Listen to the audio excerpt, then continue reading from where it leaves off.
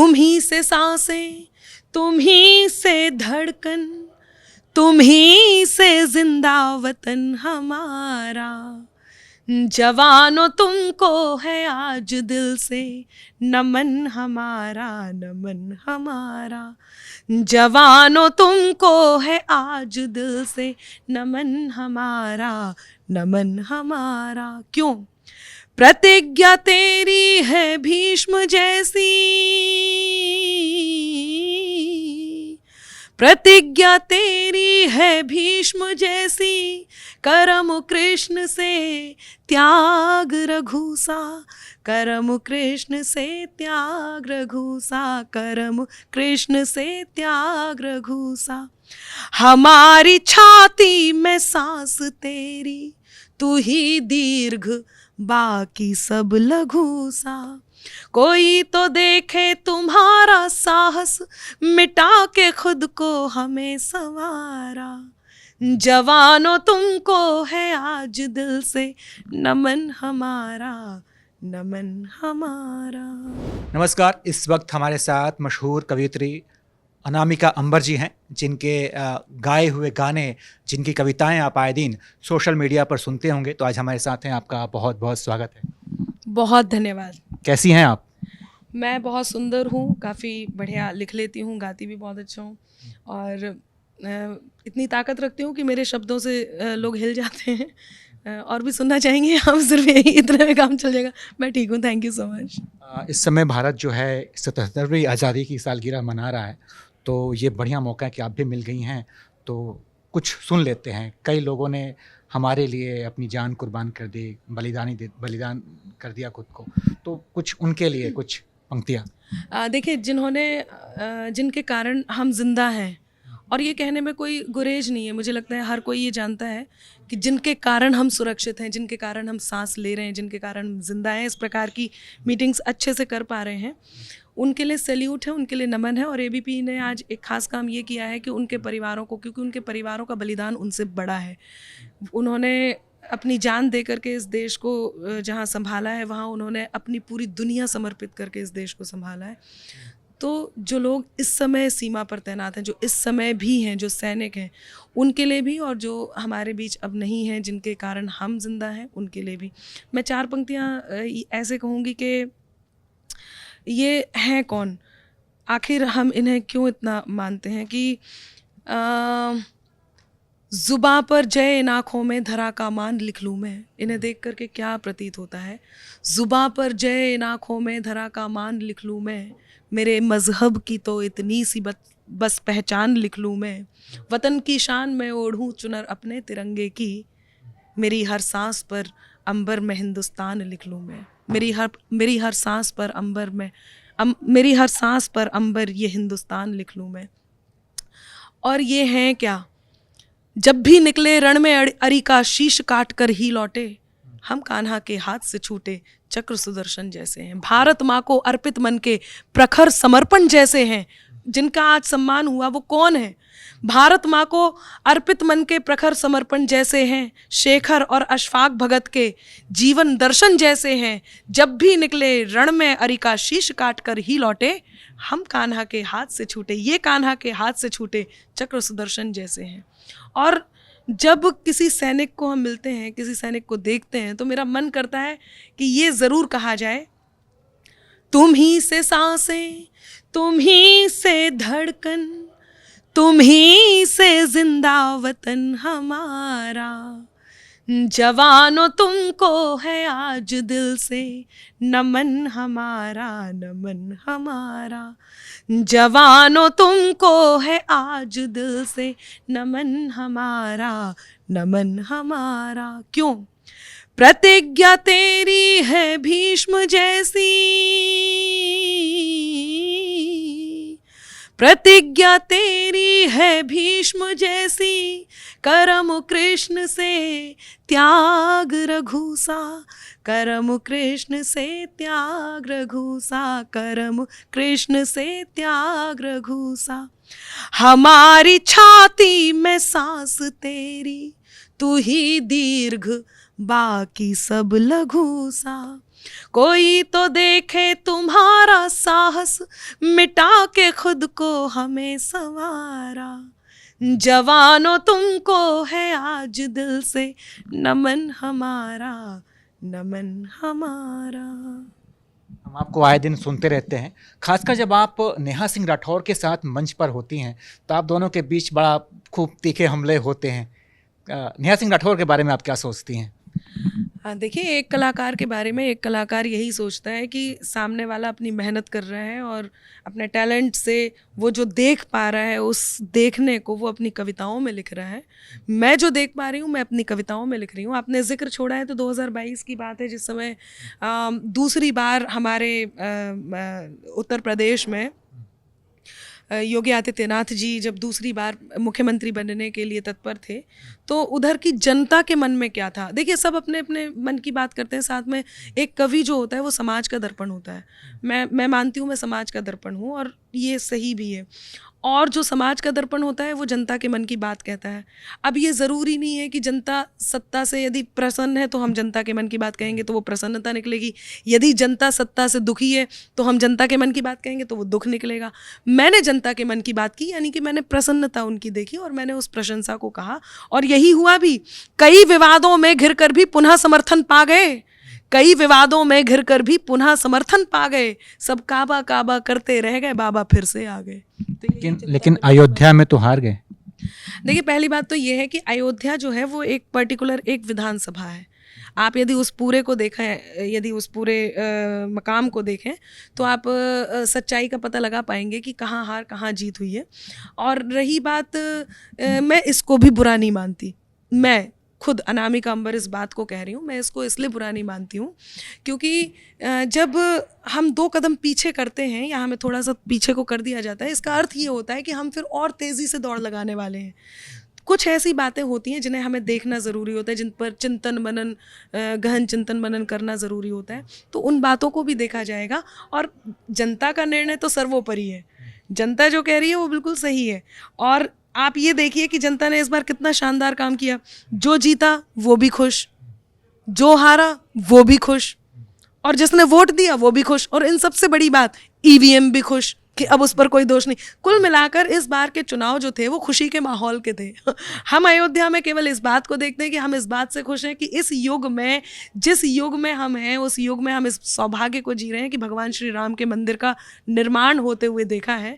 तो कुछ और क्यों देखना, हम यही देखते हैं। बाकी जो देखना है वो सरकार देखेगी, अपने आप समझेगी, और उन जहाँ भी कोई चूक हुई है उन चूक को वापस से भर के जनता के सामने आएगी। अच्छा, नेहा की हम बात कर रहे थे तो मंच पे आप लोगों के बीच काफ़ी रस्साकसी दिखती है।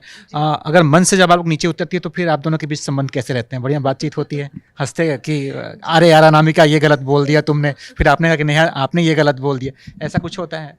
फिर मंच तक ही रहता है? देखिए, मैं आपको बताऊं, हम लोग बहुत अच्छे कलाकार हैं और मैं खुद एक कलाकार होने के नाते हमेशा एक कलाकार का सम्मान करती हूं। और मुझे ऐसे लगता है कि जो व्यक्ति अपने टैलेंट को लोगों तक पहुंचा पा रहा है किसी भी तरह से, प्रस्तुति के माध्यम से, एग्रेसिवली या अपनी बात रख के जो लोगों तक पहुंचा पा रहा है, ये सबसे बड़ी बात है। आप यदि हम दोनों की बात किसी भी माध्यम से, चैनल का माध्यम है या किसी भी आपके अंदाज का माध्यम है, आप यदि पहुंचा पा रहे हैं तो मैं आपका बहुत रिगार्ड करूंगी। यही बात है, मैं हर कलाकार का बहुत रिगार्ड करती हूँ। हम जब नीचे उतरते हैं तो हमारे बीच में जो प्रतिद्वंदिता होती है वो मंच की प्रतिद्वंदिता लेकर के हम नीचे नहीं उतरते हैं। हम इंसान होते हैं और हम इंसानियत के साथ एक दूसरे से मिलते हैं। बढ़िया बातचीत होती है। हाँ, मेरी सबसे बहुत अच्छी बातचीत होती है। कई लोग आप पर आरोप ये भी लगाते हैं कि आप जो है केवल सरकारी कवि बन कर रह गई हैं, सरकार के समर्थन में ही केवल अपनी पंक्तियां जो हैं समर्पित करती हैं। तो कभी ऐसा हुआ, कोई ऐसी पंक्ति है क्या कि जिसमें आपने सरकार का ध्यान इस तरफ खींचा हो, अपनी तरफ खींचा हो कि भाई ये गलत हो रहा है आपके राज्य में, इसको सही कीजिए? कभी ऐसा कुछ किया आपने? मैंने कई बार, आप यदि कभी मेरे और भी जो मेरी बातचीत है और भी जो मेरी कविताएं हैं, आप मेरी कविताएं ज़रूर देखेंगे और उस पर मैंने बहुत सारी बातें की हैं। महंगाई पर भी बातचीत की है और बहुत सारी चीज़ों पर जो भी जनता से संदर्भित मुद्दे होते हैं, मैंने उन सब पे भी बात की है। और रही बात सरकार की, तो मैं फिर एक बात कहूँगी, जब आदि कवि जो हमारे महर्षि वाल्मीकि रहे, उन्होंने, आप यदि उनको पढ़ेंगे, उनको देखेंगे, तो उन्होंने जो अपनी बातचीत कही है वो भगवान श्री राम को लेकर के कही है।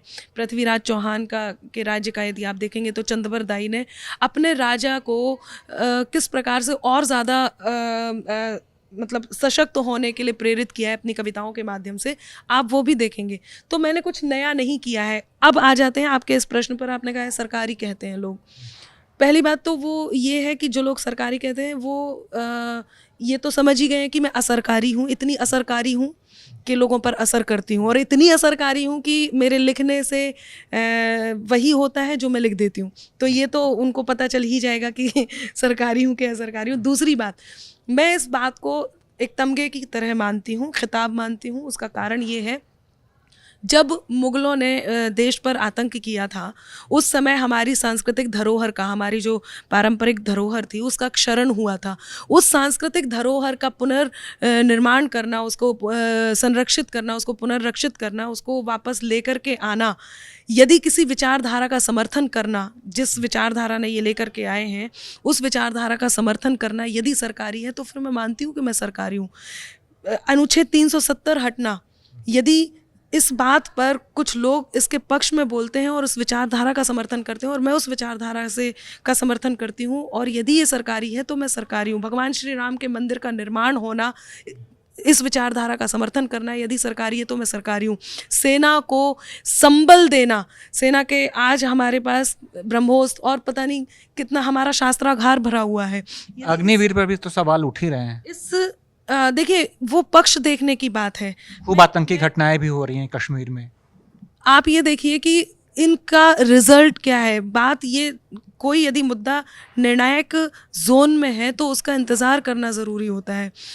आप जब तक इस बात पर, यदि ये होता कि आतंकी घटनाएं घटी और हमने उसके बदले में कुछ नहीं किया है, तब तो हमें बहुत रोष होता कि भाई ये क्यों चल रहा है, ये इतनी चूक कैसे हो रही है। लेकिन जहाँ कहीं एक भी आतंकी घटना यदि घट रही है और उसके बदले में जाकर के दुश्मनों को सबक सिखाया जा रहा है और हमारे सीने गर्व से चौड़े हो रहे हैं, तो इस बात का भी हम समर्थन करते हैं। अब आ जाते हैं आपने जो आतंकी घटना की बात की है, कारण लोग कह रहे हैं कि धारा 370 की वजह से ये सब घटनाएं और बढ़ी हैं। धारा 370 की वजह से जो हुआ है वो मैं आपको बता देती हूँ कि इंकलाब के मस्तानों की टोली बातें करती हैं, गाली के बदले सेना की गोली बातें करती हैं, शौर्य से भाले चमक रहे हैं रोली बातें करती हैं, हर बम से हर बम बम की बोली बातें करती हैं। एक समय था जब चौपाटी पर बम विस्फोट हो रहा है, एक समय था जब रेलवे आप जाइए तो वहाँ पर विस्फोट हो रहा है, एक समय था जब किसी होटल में विस्फोट हो रहा है, एक समय था भीड़ भरे इलाकों में बम विस्फोट हो रहे हैं। आप मुझे बताइए, क्या इस तरह की, क्या हमारा पूरा देश इस समय सुरक्षित नहीं है? इस प्रकार की करीब एक दशक से आपने इस प्रकार की कोई घटनाएं सुनी है? रही बात वहाँ की, तो वहाँ पर हमारे सैनिकों को इतना संबल दिया जा चुका है, हमारे सैनिकों को इतना मजबूत बना दिया जा चुका है कि हम इस बात से गौरवान्वित महसूस होते हैं।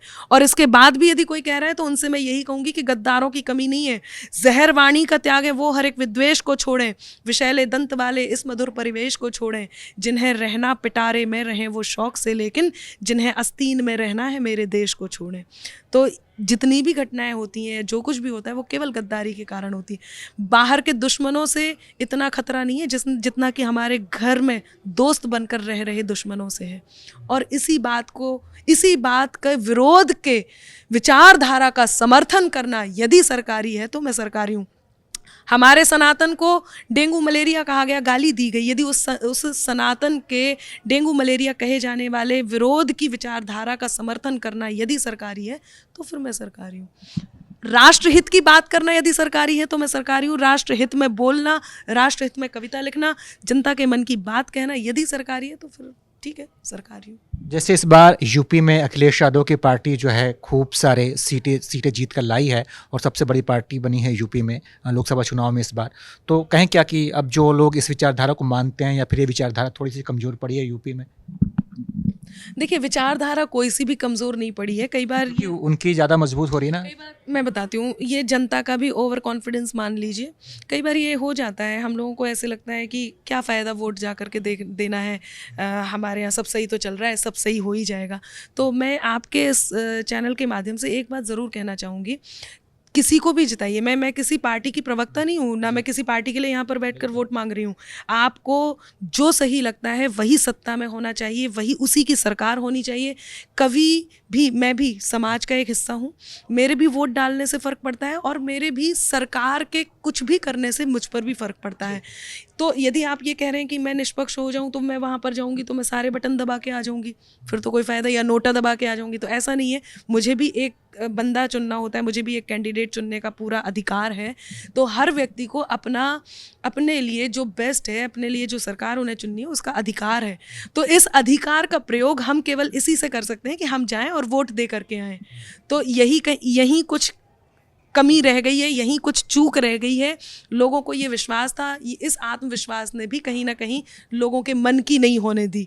उस दिन जिस दिन वोट देने जाना था, यदि उस दिन जाकर के वोट दे करके आते और किसी और चीज़ को सोचकर घर में नहीं बैठते होते, तो आज शायद मुझे नहीं लगता स्थितियाँ ये होती। तो आगे चलकर हम सबको संकल्पित होना होगा। किसी भी पार्टी को चुनिए, किसी भी सत्ता को चुनिए, लेकिन अपने इस अधिकार का प्रयोग कीजिए, क्योंकि हम उतने ही महत्वपूर्ण हैं जितने महत्वपूर्ण प्रतिनिधि हैं। वर्तमान राजनीतिक परिदृश्य पर कोई पंक्तियां हैं? देखिए, कभी तो शाहजादों पर कलंदर राज करता है, कभी तो शाहजादों पर कलंदर राज करता है, कभी शेरों के कुनबे में भी बंदर राज करता है, और जिसे जमहूरियत कहते हकीकत है यही उसकी, यहाँ केवल मुकद्दर का सिकंदर राज करता है। तो ये वर्तमान परिदृश्य है, और लोगों से एक अपील ज़रूर मैं करना चाहूँगी, चाहे कुछ भी हो, किसी भी बात पर होती शिकायत हो तो हो जाए, जो ठाना है करेंगे हम, हिमाकत हो तो हो जाए, न गद्दारी नहीं गद्दार अब मंजूर है हमको, सलामत देश हो मेरा बगावत हो तो हो जाए। किसी से भी बगावत करनी हो अपने देश की सलामती के लिए, वो ज़रूर करते रहिए जो करना है। महिलाओं के लिए कुछ संदेश देना चाहेंगी अपनी पंक्तियों के जरिए? बिल्कुल, महिलाओं से मैं एक बात कहना चाहूँगी कि पायल की छन छन से छनके खनके बन कंगन, ओस की बूंदें हैं हम लड़की, मन है एक दर्पण, हमसे है घर बार तुम्हारा हमसे है आंगन, ओस की बूंदें हैं हम लड़की, मन है एक दर्पण। और एक बहुत ज़रूरी बात मुझे कहनी है, यदि आप मुझे अनुमति दें तो मैं 1 मिनट एक पंक्ति देख लूँ, और वो आज के लिए, आज की महिलाओं के लिए बहुत ज़रूरी है कहना। तो महिलाओं के लिए यही कहूँगी कि सृष्टि के निर्माण में जो साझेदारी कर सकती है, मैं एक पुरुष को ये इंटरव्यू दे रही हूँ और महिलाओं के लिए कह रही हूँ, तो मैं इन पुरुष का इसलिए भी धन्यवाद, इनको ज़रा जूम करके दिखाइए, इनका इसलिए भी धन्यवाद करना चाहूँगी कि इन्होंने बहुत महत्वपूर्ण प्रश्न पूछा है। और देश की, दुनिया की सभी नारी के लिए एक बात ज़रूर कहना चाहूँगी, सुनिएगा कि सृष्टि के निर्माण में जो साझेदारी कर सकती है, शिव शक्ति को, शक्ति शिव को शिवकारी कर सकती है। सृष्टि के निर्माण में जो साझेदारी कर सकती है, शिव शक्ति को, शक्ति शिव को शिवकारी कर सकती है। तो पुरुषों जैसा बनने में यूं निज मौलिकता क्या खोना, कोई नहीं कर सकता है जो वो नारी कर सकती है, कोई नहीं कर सकता है जो वो नारी कर सकती है। और ये नारी बहुत अच्छे से जानती है कि वो कोई नहीं कर सकता जो वो कर सकती है। इसलिए अपने आप पर विश्वास रखें, और कभी भी बेचारी होने का काफिया नारी में मत लगाइए, हम सब कर सकते हैं। आप इतना अच्छा कविता करती हैं तो मेरा भी ये जानने का मन है, आपका फेवरेट कवि कौन है? मेरा फेवरेट कवि अनामिका अंबर है। आपके अलावा मतलब? देखिए, बिल्कुल, जो अभी हमारे बीच में अब तो नहीं है, लेकिन हमारे कुनबे के बड़े कवि आदरणीय गीत ऋषि जिन्हें कहते हैं, आदरणीय कुंवर बेचैन जी, मुझे वो बहुत पसंद थे, अभी भी पसंद हैं। वो नहीं है लेकिन उनकी कविताएं, उनका वो सितारा हमारे बीच है अपनी कविताओं के माध्यम से। और उनकी एक गीत सुनना चाहेंगे? हाँ बिल्कुल, मैं भी चाह रही थी, मैं उनके 2 मुक्तक सुनाती हूँ। एक तो वो जो अमूमन लोग कोट करते हैं कि पूरी धरा भी साथ दे तो और बात है। कहीं कुंवर बेचैन जी कहते हैं कि पूरी धरा भी साथ दे तो और बात है, पर तू जरा भी साथ दे तो और बात है। चलने को एक पाँव पर भी चल रहे हैं लोग, चलने को एक पाँव पर भी चल रहे हैं लोग, पर दूसरा भी साथ दे तो और बात है। और जो मुझे बहुत पसंद है, ये तो वो थी जो कोट करते हैं लोग, जो मुझे बहुत पसंद है वो ये है कि कोई उस पेड़ से सीखे मुसीबत में अड़े रहना, कोई उस पेड़ से सीखे मुसीबत में अड़े रहना कि जिसने बाढ़ के पानी में भी सीखा खड़े रहना। मैं कितने ही बड़े लोगों की नीचाई से वाकिफ़ हूँ, मैं कितने ही बड़े लोगों की नीचाई से वाकिफ़ हूँ। बड़ा मुश्किल है दुनिया में बड़े होकर बड़े रहना, बड़ा मुश्किल है दुनिया में बड़े होकर बड़े रहना। उनका एक गीत है तो उनका एक गीत है, बट मुझे ऐसे याद नहीं है कि जिंदगी यूं ही चली मीलों तक, चांदनी 4 कदम धूप चली मीलों तक। जिंदगी यूं ही चली मीलों तक, चांदनी 4 कदम धूप चली मीलों तक। बहुत धन्यवाद आपका। तो धरती से लेकर अंबर तक ये नाम गूंजता रहे, अनामिका अंबर। बहुत शुभकामनाएं आपको। और तमाम मुद्दों पे हमने बातचीत की। हमारी ये बातचीत आपको कैसी लगी इसके बारे में हमें ज़रूर बताइएगा और देखते रहिए ABP live. For exclusive and insightful videos, subscribe to our new channel ABP Live Premium.